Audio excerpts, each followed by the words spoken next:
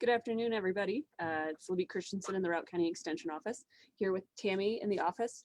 And we wanted to just reach out and answer questions about exhibit projects and give you guys a little bit more information about what we offer here in the Routt County office. If you have any questions, you can either join us on Zoom or you can post it below in the comment section and we'll try and get to those questions. But we're going to go ahead and get started. The topics we'll be covering is how do you get started in 4-H? What is kind of expected? What are the options and what type of state fair projects or state 4-H projects exist? Hopefully we'll have one of our 4-Hers joining us talking about picking your project and going to state fair.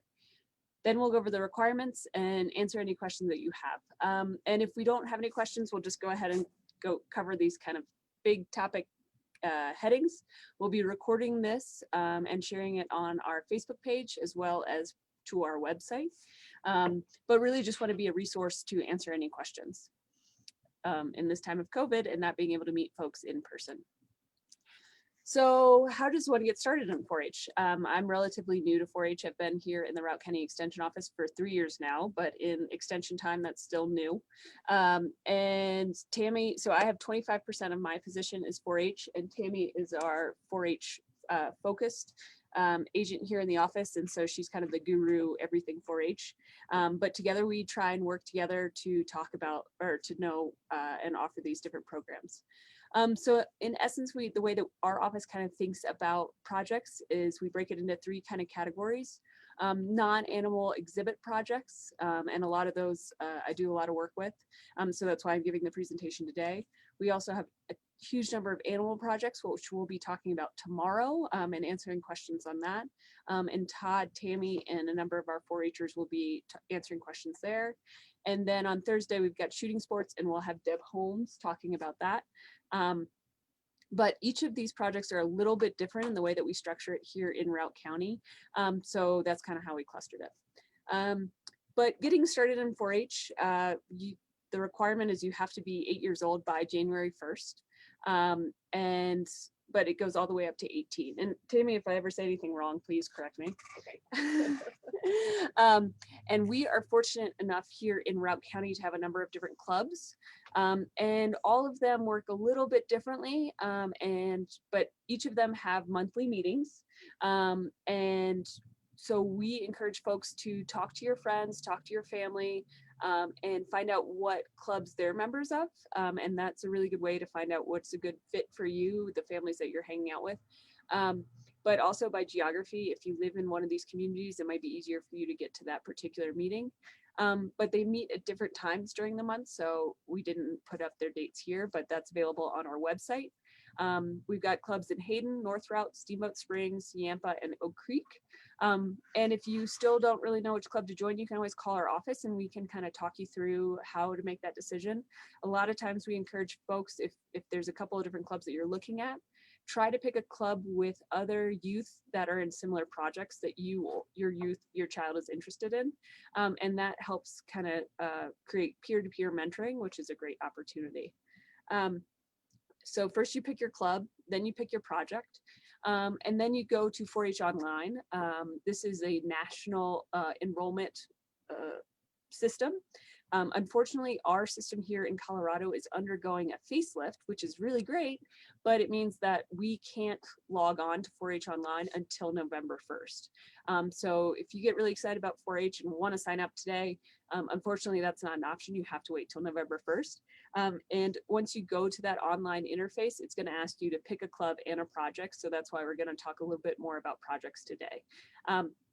And it's good to have a little bit of information before going on to that website. I know some folks can get a little intimidated by it, but don't worry, you can create an online identity there with your email address, and then it'll kind of talk you through each of the steps. This year, our fee for enrolling into 4-H is $40 for the entire year. So that covers this November 1st through end of September.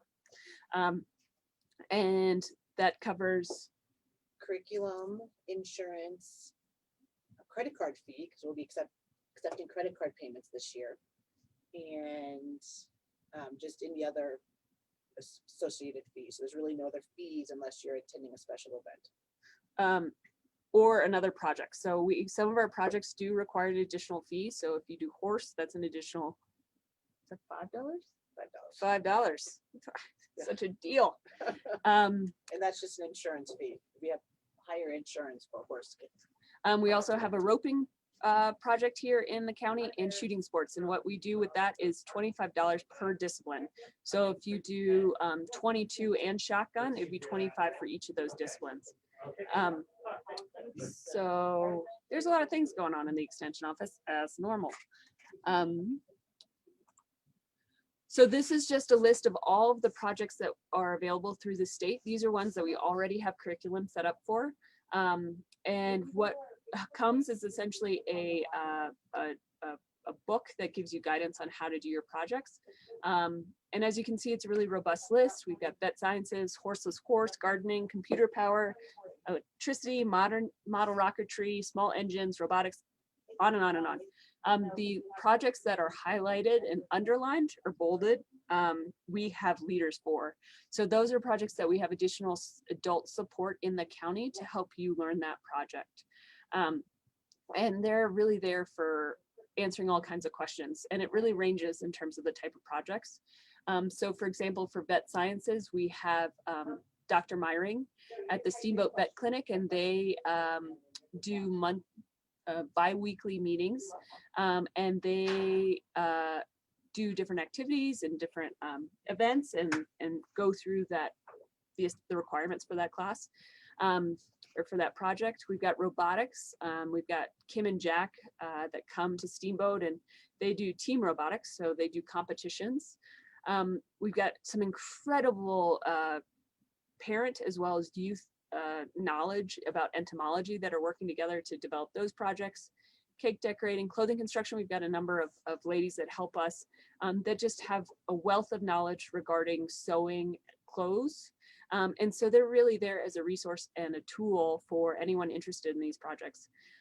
That being said, those projects that aren't underlined or bolded, we currently don't have a leader for those projects. So if it is something that you're passionate about, let's say you're really great at ceramics, and you would like to be a leader, that would be a fantastic resource and tool. And you just need to contact our office, and we will put an email out to all of our youth and figure out if there's folks interested in that project, and we can help kind of provide some kind of structure to that and give support. So yeah, so these are kind of the list. And if you're interested in getting connected with any of them, all you have to do is let our office know, and we will connect you to those leaders or volunteers. I'm just going to add, and if you have a child that is very interested in one of these projects that we don't have a leader for, go ahead and contact us as well, because we can go out and try and find a leader. So for ceramics, we could reach out to, somebody local who is into ceramics and see if they can help. And that's exactly what happened with sports fishing. We had a youth that just kept coming into the office with his fishing pole and just showed his passion. And so we were able to connect him with a leader in the community, and it blossomed into this beautiful club, this beautiful group, not a club, beautiful group that was getting together and fishing. Yep. So they're trying to meet once a month and go fishing. They go out on boats, they go fly fishing, they go ice fishing. They plant trees out at Stagecoach State Park as a community service project. So it's great. And it's really just once the youth have expressed interest, then we can make it happen. Yep. And we've also noticed that there's kind of ebbs and flows in interest in different projects. So unfortunately, we don't have Shane here, but we are going to hear from Jack George, who this year had Leatherworks as one of his projects and was able to go to the state fair. So Jack, could you unmute yourself and talk a little bit about the project that you did this year and why you chose it, and what it was like to send your project off to state? This year for Leathercraft, I did coasters, shoes, and a bookmark for my Leathercraft this year. And it was really fun to see that I actually won and was able to get to state.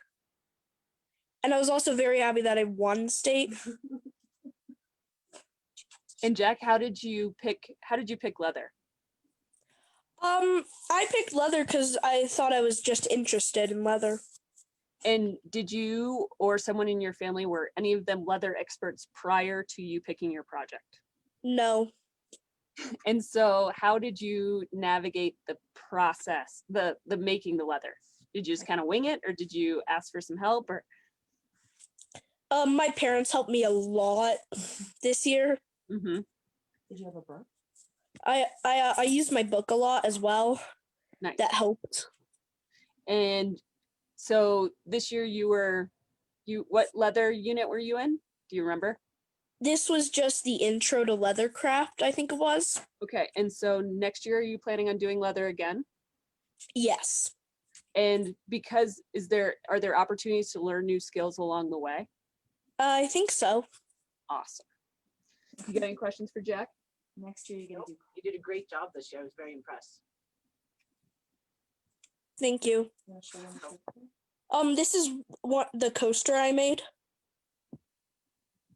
And it was great. So Jack learned how to do sewing on his leather goods. And so that actually bumped him up to a different level, but we helped work with him to make sure that he was in the right unit. Because if you look at the variety of options, it can be a little intimidating. Yeah. Awesome. Okay, thanks, Jack. Thank you so much for joining us. Okay. Bye. Bye. Bye.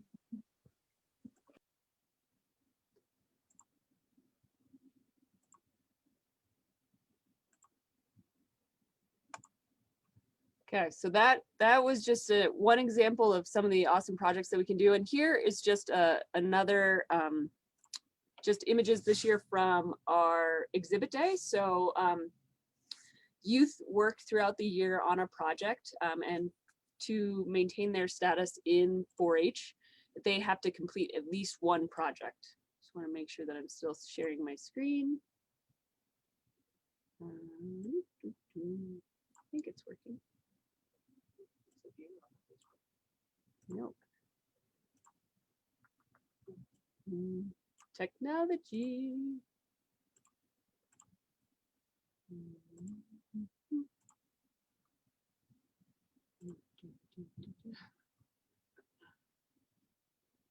Your screen.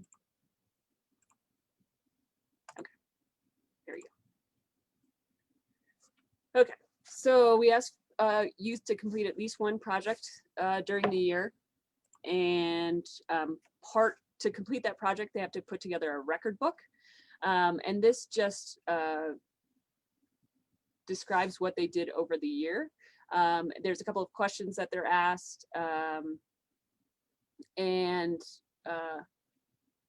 In the record books, they have to, they started at the beginning of their project, and then it continues throughout their project. And then they have to set goals for their project in the record books. They have to track their expenses. They take pictures, and then they also record their community service and demonstration in the record books. And so a lot of kids, it's fun to hear kids that leave 4-H, because they always, when they're in 4-H, they're always like, oh, the record books, because it's a little bit of work. But then after 4-H, when they head off to college or wherever they go after high school, they're always very thankful for the record books, because it gives them really good bookkeeping sense, because they've had to do these record books. And we call them not for exhibit day, but in the animal project, we call them enterprises, or their business, so they're tracking their expenses and their income, if they have income. And as the youth progress in the project, so the idea is that these projects kind of build on one another. So you start in introduction. So like Jack, he was new to leather, so that first couple ones just introduce him to stamping, and then each progressive year he can add on to the complexity of that project. And so that's kind of the idea there. And I think as the youth get older, like here's pictures of we've got a cake decoration, cake decorating, and a leatherwork project.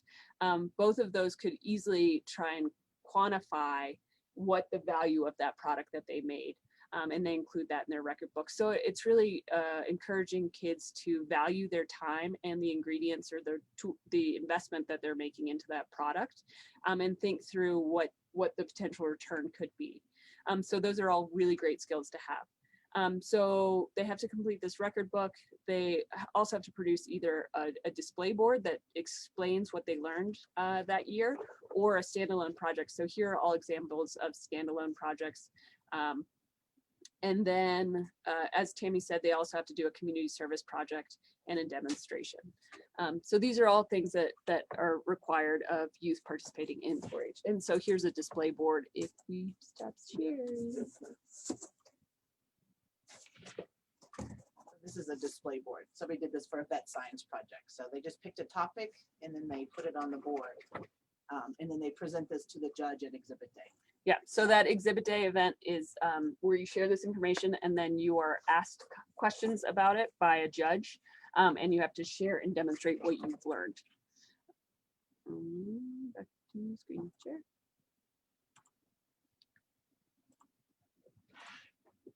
So we only have a couple of folks joining us here on Facebook Live. So if anybody wants to, please post your questions below. There was a question from Caitlin about classes in Leatherworks, and I don't believe Jack took any classes in Leatherworks.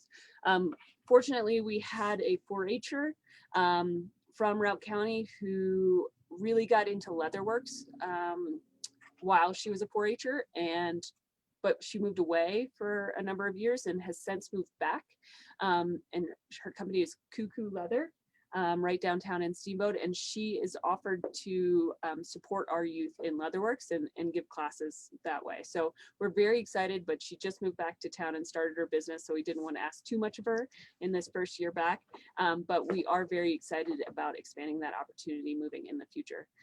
So we'll take any questions on Facebook Live, or you can give our office is always available, 879-0825, or you can email Tammy or myself.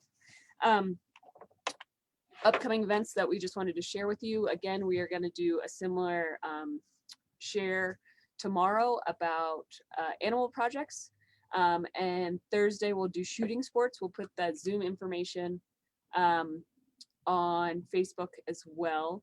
And then October to February, Tammy and I will be coordinating a couple of workshops across the state, across the county, about trying to do smaller one-off kind of gatherings to introduce kids to just the variety of opportunities in 4-H. And so we will have that posted to our Facebook page shortly and our website as well. And November 1st is the 4-H enrollment opens. The other great opportunity or best way to find out more is to send Tammy an email and ask to be added to the weekly newsletter.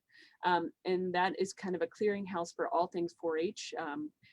So that's another great resource. Anything else that you want folks to know? I can think of just we asked that all of our returning 4-H members get enrolled by January 1st so that we have an idea of who's enrolled in 4-H. Each year we have around 300 kids in Routt County enrolled in 4-H, and they're supported by around 90 to 100 adult volunteers that also enroll in 4-H as leaders. So the program is really supported by our 4-H volunteer leaders. So if you guys have an interest in any of that, to let us know as well. And when in doubt, just ask us. It is amazing the number of questions that or concerns that come in after the fact when we were like, you could have easily just give us a call. No question is dumb. No question is unheard of.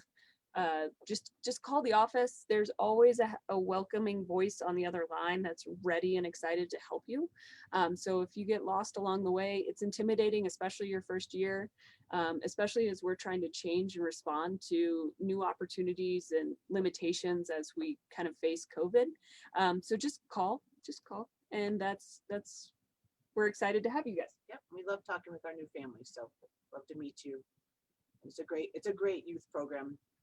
Both of my daughters have come and gone through the program, and they credit a lot of their public speaking ability and self-confidence to their years in 4-H. So you hear that from a lot of the 4-H kids. Awesome. Hope to see you guys tomorrow.